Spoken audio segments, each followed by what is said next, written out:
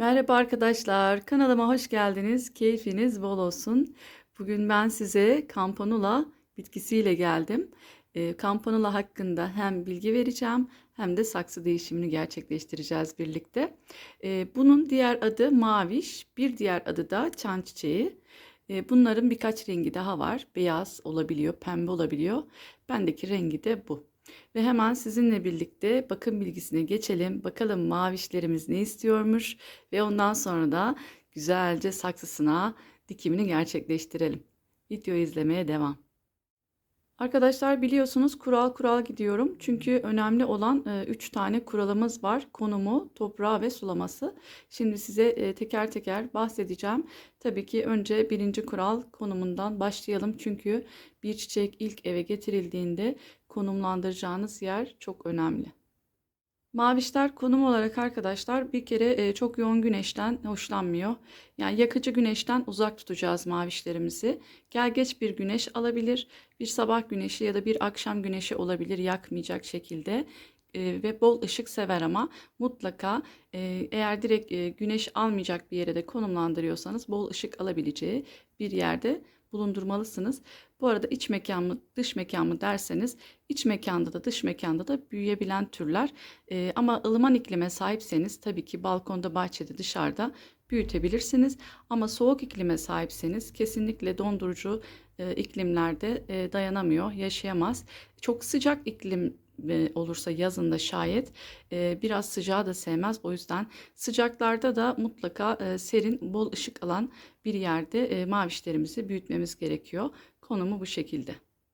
Gelelim sulamasına arkadaşlar. Mavişler suyu seven türler. Nemi de sevdikleri için toprağını kontrollü bir şekilde sulamasını gerçekleştiriyoruz. Çok aşırı derecede çatır çatır kurutmayın toprağı. Çünkü çok hassas bu konuda.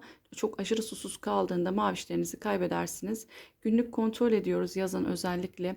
Kışın çok ihtiyaçları olmayacak. Belki haftada bir sulanacak ama yazın kontrollü bir şekilde toprağına bakıyoruz. Nemi gitmişse etrafından her tarafına değecek şekilde sulamasını gerçekleştiriyoruz. Hep söylüyorum, gün meftunu yok. Güne göre çiçek sulanmaz. İhtiyaca göre sulanır. Toprağını kontrol edin. Eğer nemini kaybetmişse sulamasını gerçekleştirin. Sulaması da bu şekilde. Gelelim toprağına arkadaşlar. Toprağı çok ayırt eden bir bitki türü değil. Normalde ılıman iklimlerde bahçede de büyüyebilen türler. Gübreyi de seviyor. Koyun gübresi de kullanabilirsiniz toprağına. Ben yine her zamanki gibi önereceğim şey ama bahçe toprağından vazgeçmeyin. Mutlaka bahçe toprağı kullanın mavişinize. Birazcık içine torf toprak, hazır toprak karıştırabilirsiniz. Geçirgenlik için biraz perlet kullanabilirsiniz. Tabii ki vitamin içinde biraz yine koyun gübresi. Koyun gübresini mavişler seviyor. Dediğim gibi bahçe bitkisi olduğu için vitamin ihtiyacını da koyun gübresinden alacaktır. Toprağı da bu şekilde arkadaşlar. Gelelim çoğaltımına arkadaşlar. Çoğaltımı çok kolay. Kökten ayırma yöntemiyle çoğaltabilirsiniz. Bunlar çünkü yayılıcı meyilli olduğu için dipten farklı köklü bir şekilde büyümeler gerçekleşiyor. Ne yapıyoruz o zaman? O fazla yavrularımızı alıyoruz. Yeni mavişler elde ediyoruz. Yani kökten ayırma yöntemiyle de çoğaltımını gerçekleştirebilirsiniz.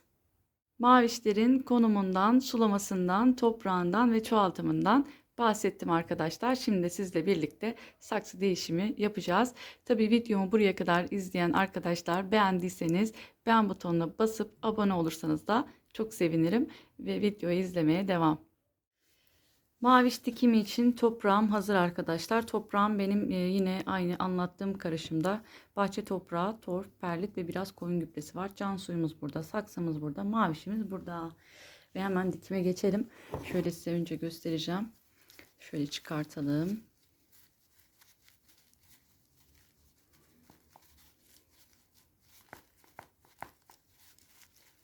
Biraz zorladı çıkarken bizi. Bayağı köklenmiş eminim. O yüzden bakın kökleri görüyor musunuz?